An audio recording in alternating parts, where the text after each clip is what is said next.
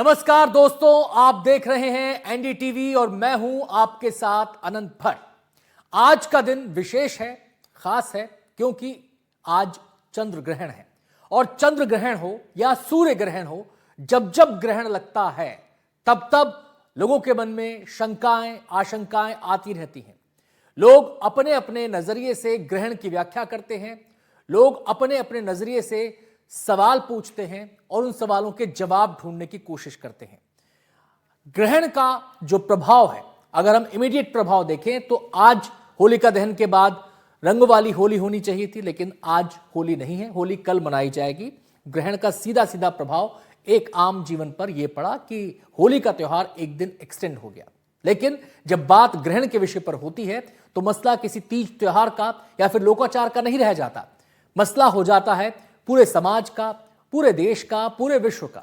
क्योंकि जब ज्योतिषाचार्य विचार करते हैं, धर्मशास्त्री विचार करते हैं ग्रहण को लेकर, तो वो व्यापक दृष्टि में उस पर विचार करते हैं और उसका व्यापक असर बताते हैं। यह ग्रहण ऐसे समय में लगा हुआ है जब दुनिया तमाम तरह की आशंकाओं से, शंकाओं से ग्रसित है। और वो शंकाएं, आशंकाएं इसलिए पूरी दुनिया के जहन में है क्योंकि एक युद्ध चल रहा है। और ये युद्ध कहां चल रहा है? ये चल रहा है मिडिल ईस्ट में। अब इसको लेकर भी तमाम तरह की बातें हो रही हैं, तमाम तरह की व्याख्याएं की जा रही हैं, ज्योतिष के नजरिए से, धर्म के नजरिए से। एक बड़ा वर्ग, एक बड़ा तबका चंद्र ग्रहण को युद्ध से जोड़कर देख रहा है कि चंद्र ग्रहण और युद्ध का कनेक्शन है। आपको बता दें कि चंद्र ग्रहण से पहले इस साल में फरवरी के महीने में सूर्य ग्रहण लग चुका है और आज चंद्र ग्रहण है। और इसके बीच शुरुआत हो जाती है युद्ध की, यानी सूर्य ग्रहण के बाद और चंद्र ग्रहण से पहले 4 दिन पहले युद्ध की शुरुआत हुई है। और अब इस युद्ध को लेकर तमाम तरह की शंकाएं, आशंकाएं बनी हुई हैं। तो बहुत सारे सवाल हैं। ज्योतिषाचार्य जो हैं वो इस युद्ध को चंद्र ग्रहण से जोड़कर देख रहे हैं, ग्रहण से जोड़कर देख रहे हैं। अब सवाल यह है कि मौजूदा समय में जो ईरान और अमेरिका, इजराइल के बीच युद्ध छिड़ा है, क्या उसके पीछे चंद्र ग्रहण है? क्या चंद्र ग्रहण ने ऐसे हालात बना दिए जिसकी चाल ने इतना बड़ा युद्ध करा दिया? क्या ग्रहण दुनिया के लिए बड़े संकट का सबब बनते आए हैं, या फिर ये सिर्फ हमारी कल्पना है और दावों का हिस्सा है?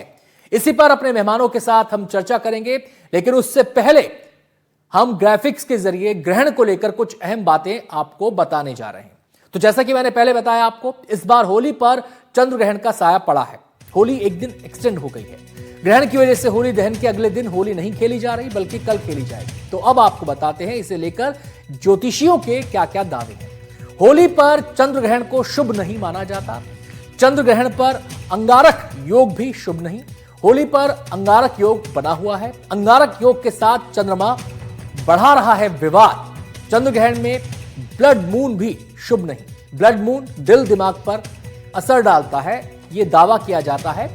चंद्र ग्रहण सीधे मन पर असर डालता है। ज्योतिष में इसे मन का कारक, मन का स्वामी बताया गया है चंद्र को। ऐसी स्थिति में टकराव, लड़ाई होने की शंका, आशंकाएं बनी रहती हैं। तो ये तो हुआ एक पहलू। अब थोड़ा सा आगे बढ़ते हैं, कुछ और ग्राफिक्स आपको दिखाते हैं। इस समय पूरी दुनिया ईरान और इजराइल, अमेरिका युद्ध को लेकर काफी चिंतित है। लेकिन युद्ध का क्या ग्रहण से कोई कनेक्शन है या केवल यह संयोग मात्र है?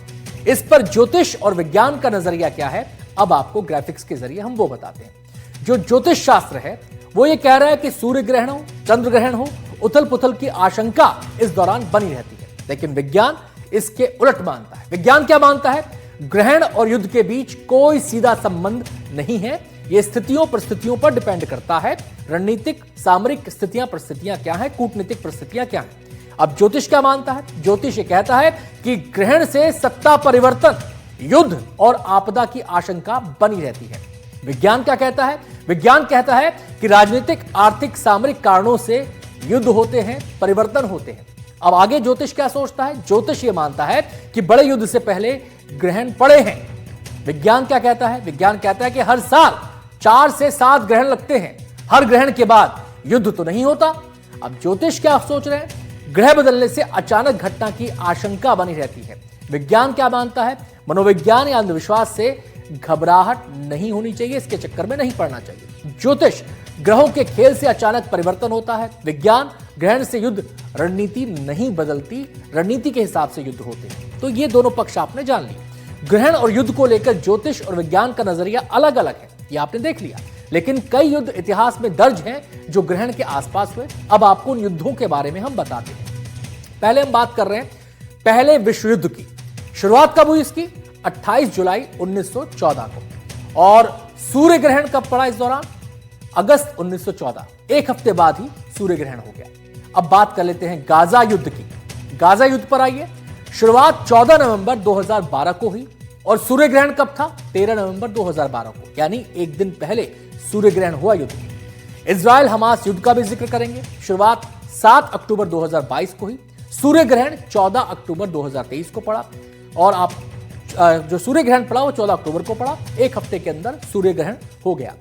इराक ईरान युद्ध की शुरुआत हुई 22 सितंबर 1980 को। चंद्र ग्रहण कब पड़ा? 15 अगस्त 1980 को, 23 दिन पहले चंद्र ग्रहण पड़ा। खाड़ी युद्ध अगस्त 2 को 1990 में शुरुआत हुई। चंद्र ग्रहण 6 अगस्त 1990 को पड़ा, यानी कि 4 दिन बाद ही चंद्र ग्रहण पड़ा युद्ध के। तो एक सिलसिला यहां पर देखने को मिलता है, लेकिन सवाल वही है, क्या इस सिलसिले का कोई कनेक्शन है या केवल ये एक संयोग मात्र है? ईरान और इजराइल अमेरिका युद्ध से पहले सूर्य ग्रहण हुआ और युद्ध की शुरुआत के 3 दिन बाद चंद्र ग्रहण हुआ है। ऐसे में कई सवाल हैं, अब उन सवालों पर भी नजर डाल लेते हैं। सवाल नंबर 1, सवाल ये, क्या ग्रहण के जाल में फंस गई है दुनिया? तो ये हुआ पहला सवाल। अब दूसरे सवाल पर नजर डालते हैं, अगले बड़े सवाल पर, क्या चंद्रमा की चाल से दुनिया बेहाल है? क्या ग्रहण ने कराया मिडिल ईस्ट में युद्ध? ग्रहण और महारण में क्या कोई कनेक्शन है? क्या चंद्र ग्रहण की छाया से युद्ध गहराया है? ग्रहण के योग ने युद्ध का संयोग बनाया है? ये तमाम सवाल हैं। क्या चंद्र ग्रहण बड़ी उथल पुथल लाएगा? क्योंकि उस युद्ध को लेकर तमाम तरह की शंकाएं आशंका हैं। सबसे बड़ा सवाल तो यह है कि क्या यह युद्ध रुकेगा, और रुकेगा तो कब रुकेगा, या फिर इसका दायरा और बड़ा हो जाएगा? तो तमाम पहलू हैं चंद्र ग्रहण को लेकर। इन तमाम पहलुओं पर बातचीत होगी। इसका धार्मिक पहलू भी है, इसका ये जो युद्ध वाला पहलू है ये भी है। तमाम मसलों पर बातचीत करेंगे। हमारे साथ खास मेहमान जुड़ गए हैं, हमारे साथ खास मेहमान जुड़ चुके हैं। मेहमानों से आपका परिचय हम करवा दें। डॉक्टर सेविंग सिंह ज्योतिषाचार्य हमारे साथ जुड़ी हुई है। इसके अलावा Renu Singh tarot card reader हमारे साथ हैं। स्वामी शैलेश आनंद गिरी महामंडलेश्वर हमारे साथ जुड़ गए हैं। पंडित अजय व्यास ज्योतिषाचार्य हमारे साथ जुड़ गए हैं। शुरुआत हम करना चाहेंगे सबसे पहले सेवी सिंह से।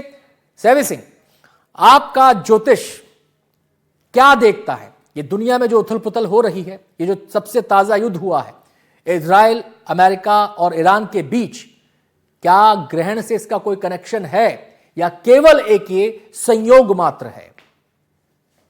जी, thank you for your question Anant ji. And सबसे पहले सभी दर्शकों को नमस्कार। सबसे पहले तो मैं अनंत जी आपकी तारीफ करना चाहती हूँ कि आप इतनी सटीक और इतनी अच्छी रिसर्च जो है वो लेकर आए थे और सभी दर्शकों को उससे साझा करवा रहे थे। यहाँ पे 2 चीजों का जिक्र मैं करना चाहती हूँ। सबसे पहला जिक्र ये है कि आपने बोला कि ज्योतिष और ज्योतिषी इसके बारे में क्या सोचते हैं। देखिए, ज्योतिष की जब हम बात करते हैं तो उसे शास्त्र का, उसे वेदों का नेत्र माना गया है, चक्षु माने गए हैं, नयन माने गए हैं। और ऐसे में ज्योतिष शास्त्र क्या कहता है और ग्रह गोचर क्या कहता है वो सबसे प्रमुख हो जाता है। जो भी हम प्रिडिक्शंस करते हैं वो हमारी पर्सनल प्रिडिक्शंस नहीं होती हैं, शास्त्र और गोचर और साथ के साथ हाँ पूर्व में जो घटनाएं घटित हुई हैं उनको आधार बनाकर हम ये जरूर टैली करने का प्रयास करते हैं कि इसमें कितनी ज्यादा ये जो कैलकुलेशंस है उसमें कितनी ज्यादा सटीकता है। दूसरी चीज जो आपने जिक्र किया था स्टार्टिंग में ही, वो ये था कि 1914 में जब विश्व युद्ध 1 हुआ था उस समय ग्रहों की क्या सिचुएशन थी, या क्या सिर्फ ग्रहण पड़ने की वजह से ही युद्ध की स्थिति बन गई थी? नहीं, सिर्फ ग्रहण पड़ने से युद्ध की स्थिति जो है वो इतनी प्रबल नहीं होती है, क्योंकि ये बिल्कुल सही बात है कि ग्रहण को अगर आप एक खगोलीय दृष्टिकोण से देखते हैं तो ये एक नियमित तौर पे घटित होने वाला एक, आप इसे हम इसे कह सकते हैं कि ग्रहण जो है नियमित तौर पे घटित होते रहते हैं। लेकिन जब ग्रहों की युतियां, नक्षत्रों में परिवर्तन इस प्रकार के होते हैं तो वो कहीं ना कहीं ये सिग्निफाई करता है कि उथल पुथल होगी। जैसे कि विश्व युद्ध 1 1914 की अगर हम बात करते हैं, अभी राहु जो है वो कुंभ नक्षत्र, कुंभ राशि से गोचर कर रहा है और 1914 में भी राहु जो है वो कुंभ राशि से ही गोचर कर रहा था। दूसरी चीज, जो सेकेंड वर्ल्ड वॉर था 1939 टू 1945 के स्पैन में, इस बीच में भी राहु जो था वो सिंह राशि से, अग्नि तत्व राशि से गोचर कर रहा था। अब यहां पर युद्ध की स्थितियों को गंभीर करने के लिए जो दो तीन प्लैनेट्स बहुत मेजर हो जाते हैं, वो होता है शनि, मंगल और राहु। शनि और राहु और मंगल जो है इस समय के दौरान अंगारक योग बनाकर कुंभ राशि में ही, वायु तत्व की राशि में जो है वो अभी भ्रमण कर रहे हैं। ये राशि वैसे शनि देव की मूल त्रिकोण राशि मानी जाती, कहा जाता है कि यहां पर राहु जो है वो कंफर्टेबल महसूस करते हैं, लेकिन मास डिस्ट्रक्शन और कुंभ राशि वायु तत्व राशि होने के साथ साथ चतुर्ग्रही योग का जो निर्माण है इस जगह पर इस समय के दौरान हो रहा है। तो ये सभी जो प्लैनेट के ट्रांजिट्स हो रहे हैं, गोचर हो रहे हैं, वो इस ग्रहण की स्थिति के साथ साथ ये जो गोचर है, जब ये कॉम्बिनेशन बना लेते हैं, तब जो वर्ल्ड वॉर की जो स्थिति होती है उसे एस्केलेट किया जा सकता है। दूसरी चीज, अभी जब शो की शुरुआत ही हो रही थी, आप दर्शकों को हेडलाइंस शेयर कर रहे थे, आपने वहां पे एक न्यूज जो है वो साझा की थी कि बिलासपुर में अभी कैसे जो छात्र हैं वो होली पर्व मना रहे थे और वहां पे आपसी मुठभेड़ जो है वो उनमें हो गई। चंद्रमा जो है वो मन का कारक और साथ के साथ में बच्चों का कारक भी माना जाता है, और ये दोनों चीजों को जब आप ग्रहण की अवधि से जोड़ते हैं तो ये सटीक करके पता लग सकता है कि ऐसा क्यों हो रहा है और इसका मानसिक प्रभाव जो है वो लोगों पर किस तरीके से पड़ने को मिलता है। आज ही का जो दिन है उसमें आपने देखा है विशेष करके कि आज के दिन में ही खास करके, आप क्या मुझे सुन पा रही हैं? आपने एक घटना का जिक्र किया जो एक अब यूनिवर्सिटी मुझे के आपकी अंदर, आवाज आई है, माफी चाहती हूँ। मैं आपसे जानना चाहता हूं, इस देश में सैकड़ों यूनिवर्सिटी है मैम, जी केवल एक यूनिवर्सिटी से खबर आई है कि छात्रों के बीच जी मारपीट हो गई। क्या ये जी एक खबर इस बात का आधार बन जाती है कि जी चंद्रमा मन का कारक है, तो उसने छात्रों के मन पर असर डाला और वो आपस में भिड़ गए? और दूसरी बात बिल्कुल बनता और है। दूसरी बात ये वाद विवाद यूनिवर्सिटी के अंदर, कॉलेज के अंदर, सड़कों पर ये तो होते रहते हैं। रोड रेज की घटनाएं दिल्ली में बढ़ रही हैं, अब हर रोज तो ग्रहण होता नहीं है। रोड रेज की घटनाएं देश के अलग अलग हिस्सों में बढ़ रही हैं, अब हर रोज तो ग्रहण होता नहीं है। जी जी बिल्कुल, बहुत अच्छा प्रश्न आपने पूछा। बहुत इंपॉर्टेंट है कि हम ये दृष्टिकोण भी शेयर करें व्यूअर्स के साथ। जब ग्रहण की स्थिति पड़ती है तो सबसे पहले हमें ये चीज समझनी चाहिए कि इसका जो प्रभाव होता है वो एक दिन में ही नहीं हो जाता, और इसका जो इम्पैक्ट होता है वो सिर्फ एक दिन के लिए ही नहीं रहता। जब सूर्य ग्रहण, चंद्र ग्रहण घटित होने वाले होते हैं, एक ही पखवाड़े के अंदर घटित होने वाले होते हैं, सबसे पहले इसका इम्पैक्ट उन देशों में जरूर दिखता है जहां पर ग्रहण विजिबल है। यानी कि ये जो ग्रहण विशेष करके जिन जिन हिस्सों में विजिबल रहे हैं, वहां पर जो आक्रोश और जो स्थितियां हैं वो गंभीर होंगी। जिन देशों में ये ग्रहण नहीं दिख रहा है उस पर इतना ज्यादा जो प्रभाव है वो नहीं पड़ेगा। दूसरी चीज, वहां पर यूनिवर्सिटी में इतने सारे छात्र पढ़ते हैं, सबकी तो लड़ाई नहीं होगी। अगर एक यूनिवर्सिटी में 5,000 बच्चा पढ़ता है, ऐसा नहीं कि 5,000 बच्चे जो है वो लड़ाई करेंगे। लड़ाई हमेशा दो बच्चों के अंदर या दो गुटों के अंदर शुरू होगी जिनके चंद्रमा पीड़ित हैं। तो इस ग्रहण का जो प्रभाव होता है वो विशेष करके उन जातकों पर ज्यादा पड़ता है जिनका या तो ग्रहण काल की अवधि में जन्म हुआ हो, जो राहु केतु या फिर चंद्रमा की दशा से इस समय के दौरान प्रभावित चल रहे हो, या फिर जिनकी अपनी कुंडली में त्रिक भाव में चंद्रमा स्थित हो, यानी कि 6, 8, 12 में जिनके चंद्रमा स्थित होके नीच की स्थिति में है, पाप कर्तरी में है, पाप योगों से दृष्ट है, पाप ग्रहों से दृष्टि पा रहे हैं, उनके ऊपर इसका जो प्रभाव होता है वो और ज्यादा अधिक देखने को मिलता है। आते हैं सेवी जी आपके पास। स्वामी शैलेश आनंद गिरी महामंडलेश्वर हमारे साथ जुड़े हुए हैं। स्वामी जी, अब आपका नजरिया हम इस पर समझना चाहते हैं कि ये जो दुनिया के अलग अलग हिस्सों में, और सबसे ताजा जो घटना है वो तो ईरान को लेकर है और इसको लेकर तमाम तरह की आशंकाएं हैं। क्या ग्रहण इन सब घटनाओं पर प्रभाव डालते हैं, या ये केवल एक संयोग मात्र होता है जिसकी व्याख्या हम इस तरीके से कर देते हैं? नमस्ते रुद्र मनोतो ते ईश्वरे नमः। आज दिन भर से यही जाप कर रहा हूँ कि हे रुद्र, आपके क्रोध को नमस्कार है। देखिएगा, ये सिर्फ ग्रहण का तो एक पखवाड़े का कहा अभी शैली जी ने कि एक पखवाड़े के अंदर दो दो ग्रहण जब आते हैं तो इस प्रकार की विषय वस्तु निकल करके आती है। मानसिक उद्वेग बढ़ता है, मानसिक प्रलाप बढ़ता है, विलाप बढ़ता है, संताप बढ़ता है, और अंततः गत्वा वैश्विक स्तर के ऊपर उसकी घटनाओं को हमें देखना पड़ता है। तो इस बार सिर्फ और सिर्फ ग्रहण ही नहीं, ग्रहण के साथ में 19 मार्च से चालू होने वाला रौद्र संवत्सर है। बहुत गंभीरता से इसे सभी लोगों को लेना पड़ेगा, विशेष तौर पर विद्वत जनों को इसकी व्याख्यान करने पड़ेंगे, इसका रिसर्च एंड डेवलपमेंट करना पड़ेगा, क्योंकि जब जब रौद्र संवत्सर आया है तब तब शासन यानी धर्म सत्ता और राज सत्ता दोनों के ऊपर कहीं ना कहीं जिसे कह सकते हैं क्रोध का प्रभाव दिखा है, वहां पर विवाद का प्रभाव दिखा है और युद्ध उसके कारण ही हुए। आपने बड़े अच्छे से आज शुरुआत करी हमारे सेकेंड सेशन की आनंद जी, जिसके अंदर आपने युद्ध और ग्रहण का सायुज्यता यानी कोरिलेटिविटी के ऊपर आपने शुरुआत करी। देखिए, सबसे पहला तो हमारे जिसे कह सकते हैं ग्रंथों के अंदर उल्लेखित है वो है महाभारत का युद्ध। महाभारत के युद्ध में अभिमन्यु को जब चक्रव्यूह के अंदर घेर दिया गया और हत्या कर दी गई, उस समय पे जयद्रथ को मारने का संकल्प लिया अर्जुन ने, वो भी 24 घंटे के भीतर। और श्री कृष्ण ने अपनी लीला से अगले रोज सूर्य को ढक दिया। ढकने के कारण और जैसी सूर्य निकाला तो जयद्रथ को लगा कि भाई रात हो गई, तो रुद्र विराम हो गया, वो बाहर निकल गया और वैसे ही सूर्योदय हो गया और जयद्रथ का वध अर्जुन ने कर दिया। तो ग्रहण का जो सिंबॉलिक जेस्चर है ये महाभारत के अंदर भी उल्लेखित है, ये रामायण काल में भी उल्लेखित है, त्रेता द्वापर में उल्लेखित है। के बाद ध्यान रखिए जो अंतरिक्ष में लेकिन घट रहा स्वामी है, जी ग्रहण के कारण तो महाभारत नहीं हुआ था। अब महाभारत के अगर मैं महाभारत की अगर व्याख्या में जाऊं तो बहुत सारे तो जो विद्वान लोग हैं वो ये मानते हैं कि जिस दिन भीष्म ने प्रतिज्ञा ले ली थी बीज वहीं पे पड़ गए थे। ये देखिएगा कोरिलेटिविटी बोलते ही है कि जो अंतरिक्ष में घट रहा है वो आपके अंदर घट रहा है। यदि आपके अंदर जो घट रहा है वो अंतरिक्ष में घट रहा है, यथा ब्रह्मांड तथा पिंड इसी को कहा गया है। तो ये जो कोरिलेटिविटी है उसके बारे में यदि हम पाश्चात्य वैज्ञानिकों को देखें या हमारे यहाँ के धर्मवेत्ताओं को देखें तो एक सायुज्यता, एक कॉमन थिंग क्या निकल करके आती है, वो कहते हैं every cell has got its own consciousness. अंतरिक्ष के किसी पार्टिकल के अंदर वाइब्रेशन हो रहा है तो उस वाइब्रेशन की कोरिलेटिविटी आपके अंदर भी आएगी, चाहे वो 1% की आएगी चाहे वो 100% की आएगी। किंतु ध्यान रखिएगा ये इतिहास गवाह है, आपका धर्म विज्ञान सभी गवाह है, जब जब बहुत जल्दी जल्दी चंद्र ग्रहण आए हैं तो पृथ्वी ने बहुत बड़ा विप्लव देखा है।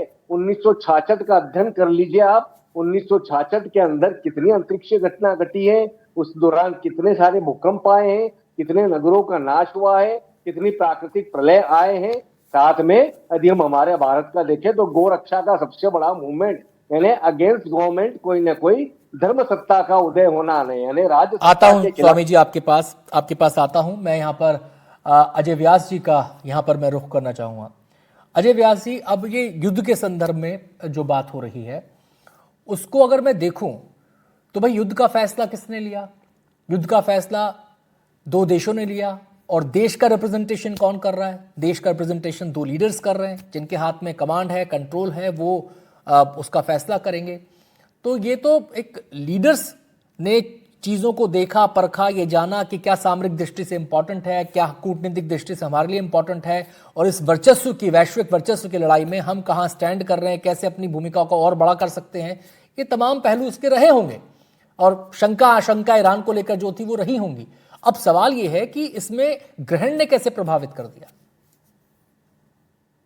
जी धन्यवाद। जय श्री महाकाल। यत् पिंडे तद ब्रह्मांडे न अभावेत भावेत प्रत्यु मृत्युंजय महादेव त्राहिमाम शरणागतम जन्म मृत्यु जरा व्याधि पीड़ितम कर्म बंधनम।